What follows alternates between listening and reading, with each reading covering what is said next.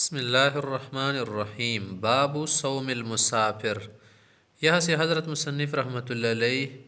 اب مسافر شخص کے متعلق احکام ذکر کر رہے کہ مسافر شخص روزہ رکھے یا نہیں۔ تو ہمارے احناف حضرات علماء کے نزدیک مسافر کے لیے روزے رکھنے میں اختیار ہے۔ اگر اس کو ضرر ہو یا تکلیف یا کسی وجہ سے ممکن ہے کہ روزے میں کیا آ جائے، فطور آ جائے نا، تو پھر اس کے لیے یہی بہتر ہے کہ روزہ نہ رکھے، بلکہ کیا کرے، پہلے ہی سے روزہ نہ رکھے، بعد میں اس کی قضا کرے۔ لیکن اگر اسے یقین ہے کہ سفر اسی مشکل کا اور مشقت کا سفر نہیں ہے بلکہ ہلکا پھلکا سفر ہے اور اسباب و سامان وغیرہ بھی اس کے پاس اچھا ہونا، تو پھر اسی صورت میں اگر رکھی تو اچھی بات ہے اور بہتر ہے، فَهُوَ خَيْرٌ لَكُمْ، تو اور اچھی بات ہے۔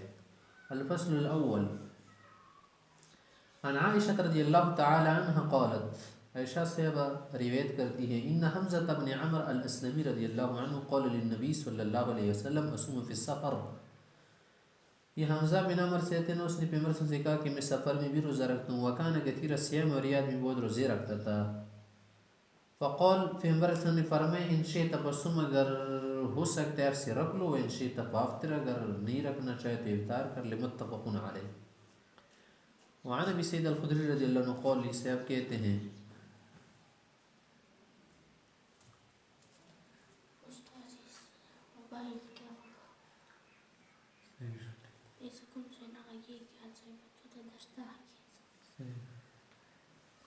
ابو سعید خدری سے کہتے ہیں، غزونا مع رسول اللہ صلی اللہ علیہ وسلم لست عشرۃ مزت من شہر رمضان،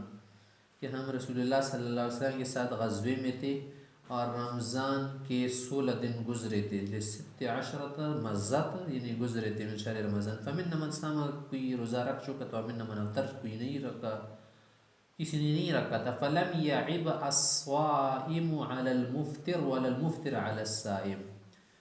تو روزہ دار نے افطاری والے پر نہ کوئی عیب لگایا، نہ کوئی بات کہی اور نہ اسے ملامت کیا، اور نہ افطار والے نے صائم کو کیا کر دیا، ملامت کیا، بلکہ اختیاری بات ہے نا سفر میں۔ رواہ مسلم۔ وعن جابر قول، کان رسول اللہ صلی اللہ علیہ وسلم فی سفر، سفر میں تھے، فرا زحاما، ایک جگہ پر اجتماع، زحام ازدحام دیکھا، ورجل، ایک شخص کو دیکھا، قد ظلل علی، اس پر سایہ کیا گیا تھا، وقال، پوچھا، ما حدی کیا ہو رہے، قول، کہا، صائم، روزہ دار ہے، یہ کمزور ہو گئے ہیں نا لوگ اس لیے جمع ہو گئے، فقال، فرمائے، لیس من البر الصوم فی السفر، سفر میں روزہ رکھنا ثواب اور نیکی نہیں ہے، مطلب یہ ہے کہ ایسے شخص کے لیے جس سے خود پر اعتماد نہ ہونا کہ وہ بعد میں قابو پائے گا تو نہ رکھے، ایسا شخص کامل نیکی نہیں ہے، متفق علیہ۔ وعن انس رضی اللہ عنہ قال، کہتے ہیں، کننا مع النبی صلی اللہ علیہ وسلم فی السفر، سفر میں تھے ہم آپ علیہ السلام کے ساتھ، فمنا الصائم ومنا المفطر، کچھ لوگ روزہ دار تھے اور کچھ نے افطاری کیا ہوا تھا، فنزلنا منزلا، ایک جگہ پر ہم اترے، فی یوم حار، اس دن گرمی بھی زیادہ تھی، فسقط الصوامون، تو روزہ دار لوگ گر گئے کا معنی کمزور ہو گئے، کام کاج وغیرہ نہیں کر پا رہے تھے صحیح طرح، وقام المفطرون فضربوا الابنیۃ وسقوا الرکاب،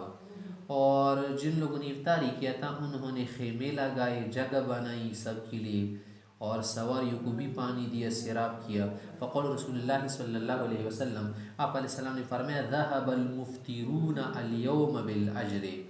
آج افطاری کرنے والوں نے سارا اجر کما لیا، سب تو انہی نے کیا، متفق علیہ۔ دیکھیے جنہوں نے روزہ رکھا تھا وہ نہیں کر پائے ایسا کام، اور سفر میں تو ان چیزوں کی ضرورت ہوتی ہے، تو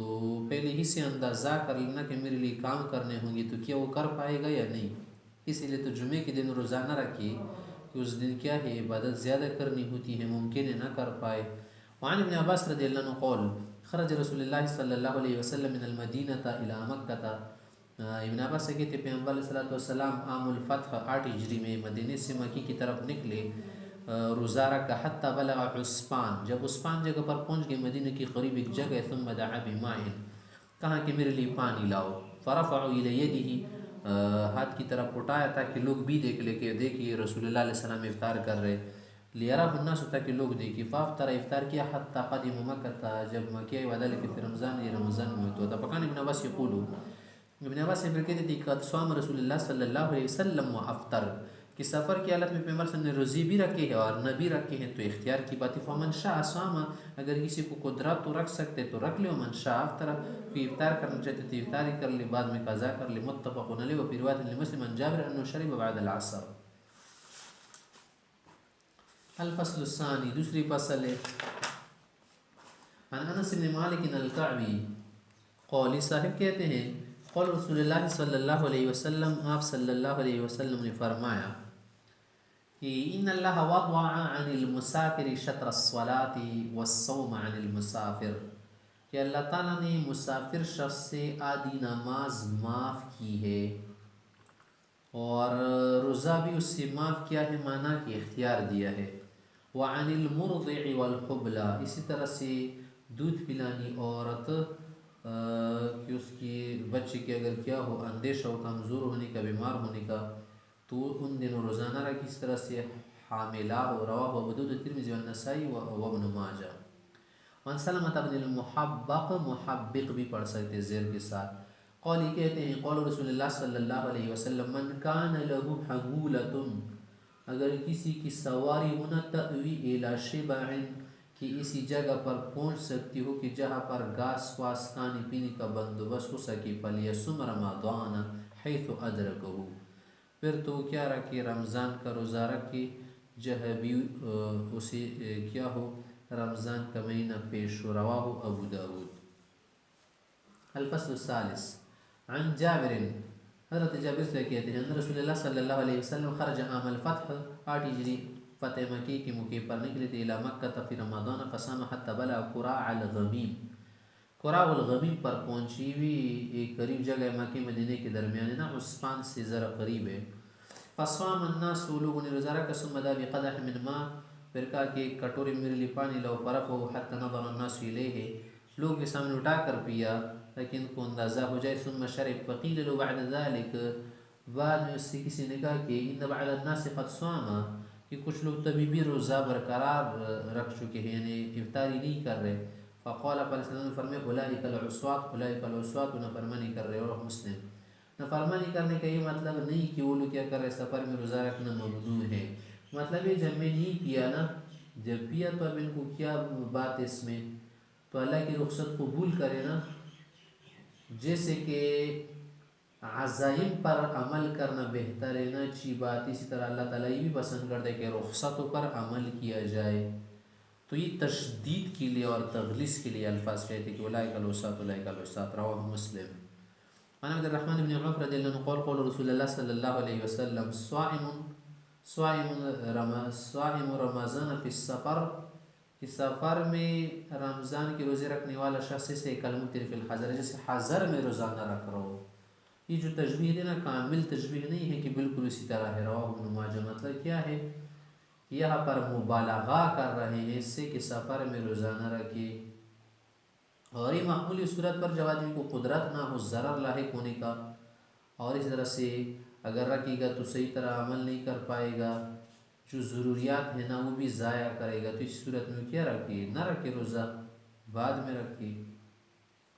رواہ ابن ماجہ۔ عن حمزہ بن عمر الاسلمی انه قال یا رسول اللہ، حمزہ بن عمر نے پوچھا کہ انی اجد بی قوتا علی الصیام فی السفر، یا رسول اللہ میں تو سفر میں بھی روزہ رکھنے کی قدرت رکھتا ہوں، فهل علی جناح، اگر میں رمضان میں سفر میں روزہ رکھوں تو میرے لیے کوئی گناہ تو نہیں ہوگا؟ قال فرمایا ہے رخصت من اللہ عز وجل، تو رخصت ہے، ومن اخذ بها فحسن، اگر کوئی اسے لے اچھی بات ہے، ومن احب ان یصوم، اگر کوئی روزہ رکھنا چاہے فلا جناح علیہ، اس میں بھی کوئی گناہ نہیں۔ رواہ مسلم۔ باب القضاء، آگے حضرت مصنف رحمۃ اللہ علیہ سفر کے روزے کے مسائل سے جب فارغ ہو گئے نا، تب آگے آپ کے سامنے قضاء کے متعلق مسائل ذکر کر رہے کہ قضاء رکھے، روزے کا قضاء پھر کیسے کرے، کیا کرے وغیرہ۔ الفصل الاول، عن عائشہ رضی اللہ تعالی عنہ قالت کان یکون علی الصوم من رمضان، یعنی شان یہ ہے کہ اگر کوئی رمضان کا روزہ میرے اوپر قرض ہوتا نا، قضا ہوتا، تو فما استطيع ان اقضي الا في شعبان، تو قضا نہیں رکھتی تھی، نہیں رہتی تھی حتیٰ کہ شعبان میں کبھی کبھی رکھتی، یعنی تاخیر زیادہ ہو جاتی تھی، تو اس تاخیر میں کوئی مسئلہ نہیں ہے۔ مثلا اس رمضان کے روزے کیا ہو گئے، فوت ہو گئے نا تو اگلے شعبان، تو شعبان میں رکھیے جو کیا ہے رمضان سے پہلا والا مہینہ ہے آگے. قال يحيى بن سعيد کے تانی الشغل من النبی و بالنبی صلی اللہ علیہ وسلم، یعنی آپ علیہ السلام کے ساتھ مشغول رہنے کی وجہ سے اور آپ علیہ السلام کے استمتاع وغیرہ کے لیے حضرت عائشہ رضی اللہ عنہ کیا کرتی تھی اور اس طرح پیغمبر سے کی خدمت میں مصروف رہتی تھی تو شعبان میں رکھتی تھی، کیونکہ شعبان میں پیغمبر علیہ السلام رضو کی کثرت کرتے تھے، روزے زیادہ رکھتے تھے. متفق علیہ. وعن ابی ہریرہ رضی اللہ عنہ قال قول رسول اللہ صلی اللہ علیہ وسلم، پیغمبر صلی اللہ علیہ وسلم نے فرمایا کہ لا يحل للمرأة ان تصوم وزوجها شاہد، کہ کوئی خاتون اپنے شوہر کی اجازت کے بغیر الا باذنہ، اجازت کے بغیر روزہ نہ رکھے، نفلی روزہ جب وہ کیا ہو گھر میں حاضر ہو، علاقے میں ہو اور ممکن ہو دن کو آ رہا ہو، دن کو گھر میں رہ رہا ہونا تو اس صورت میں نفلی روزہ نہ رکھے. اگر رکھنا چاہے تو پہلے سے خبر کرے کہ کل میرا روزہ ہوگا. وَلَا تَأْذَنْ فِي بَيْتِهِ إِلَّا بِإِذْنِهِ، اس طرح سے اس کی گھر میں کسی اور کو آنے نہ دے جب تک اجازت نہ لے. اجازت کے ساتھ اگر وہ کیا کرے کسی کو آنے دے تو مسئلہ نہیں. رواہ مسلم. یعنی اگر اس کے اپنے رشتہ دار بھی ہے نا، خاوند سے اس کے متعلق کیا کرے اجازت لے. یا جو خاص کمرہ ہے نا شوہر کا، اس میں اگر قریبی لوگوں کو بھی نہ چھوڑے تو اس کی مرضی ہے نہ چھوڑے، نہ آنے دے اس میں. رواہ مسلم. عن معاذة العدویہ انها قالت لعائشة، معاذ عدویہ سے کسی نے،